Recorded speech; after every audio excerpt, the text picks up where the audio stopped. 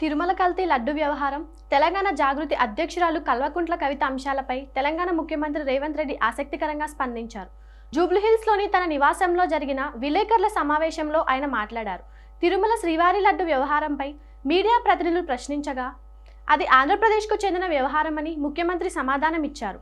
కానీ తెలంగాణలోని అన్ని దేవాలయాల్లో విజయ్ డైరీ నెయ్యిని ఉపయోగిస్తున్నట్లు చెప్పారు. కల్వకుంట్ల కుటుంబం గురించి కూడా ఆయన మాట్లాడారు. కవిత జైలుకు వెళితే కేటీఆర్, హరీష్ రావు ముఖ్యమంత్రి అవుదామని చూస్తున్నారని వ్యాఖ్యానించారు. మన ఇంటి బిడ్డను బాగా చూసుకుంటే ఏ సమస్య ఉండదని అన్నారు. ఇంటి సమస్యను కూర్చుని మాట్లాడుకొని పరిష్కరించుకోవాలని సూచించారు.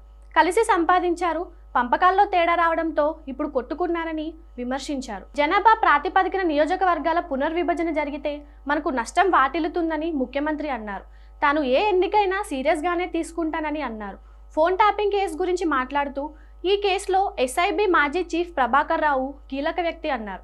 అతడు 20 నెలలు విదేశాల్లో ఉన్నారని, భారత్కు తీసుకురావడానికి కేంద్రం సహకరించలేదని ఆరోపించారు. సుప్రీంకోర్టు ఆదేశాలతో ప్రభాకర్ రావును స్వదేశానికి తీసుకువచ్చామని అన్నారు. ఆ తర్వాతే కేసు విచారణ వేగవంతమైందని ముఖ్యమంత్రి తెలిపారు.